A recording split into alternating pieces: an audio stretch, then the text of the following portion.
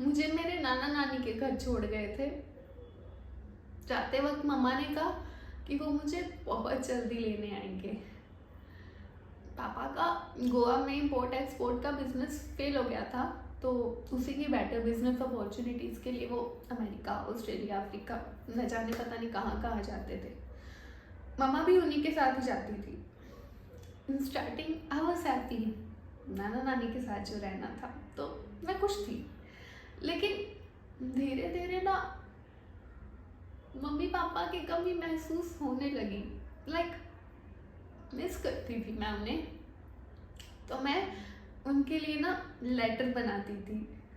Like ठीक से मुझे लिखना भी नहीं आता था, तो मैं स्केचिंग करती थी,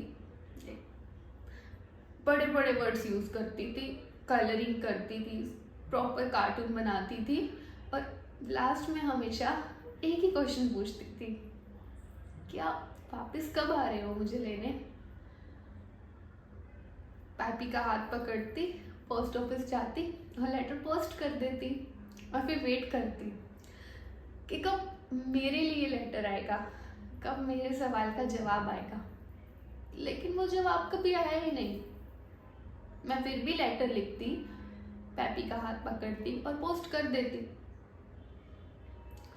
जब मम्मा से कॉल पे बात होती तो वो लेटर का जवाब ना देने का कोई ना कोई बहाना बना लेते। लाइक पोस्ट ऑफिस दूर है, तबीयत खराब थी, वगैरह वगैरह।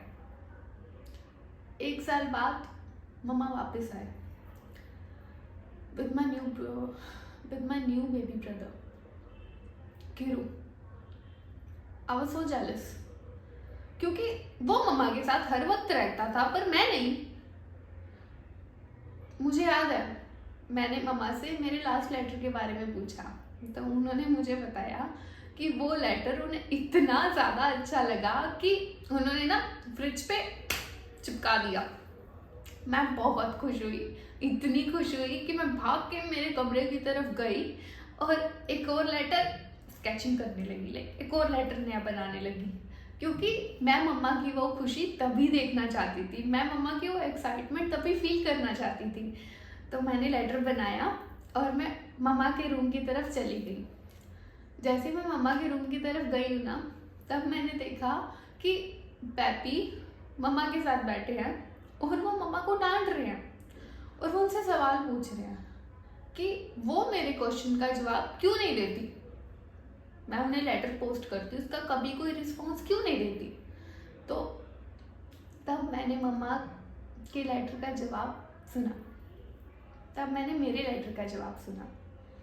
मम्मा ने कहा, झूठा दिलासा नहीं दे सकती, सच तो ये है कि हम उसे अपने साथ नहीं रखना चाहते। एक साथ दो दो बच्चे संभालना बहुत मुश्किल है, उनके साथ ट्रैवल करना बहुत मुश्किल है, उनको साथ रखना बहुत मुश्किल है।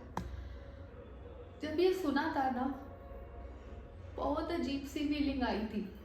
ऐसा लगा था कि किसी ने मेरे हाथ से रिमोट छीन लिया हो और मेरा फेवरेट चैनल हटा के कुछ भयानक सा लगा दिया हो। मैं भाग के मेरे रूम की तरफ गई, मैंने वो लेटर लिया और फाड़ दी।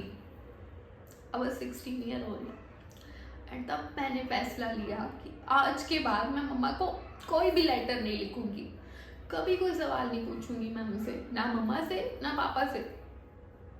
पैपी बाद में बोलते रहे बट मैंने कभी कोई लेटर नहीं लिखा क्योंकि मेरे सवाल ही खत्म हो गए थे, क्या पूछती उनसे।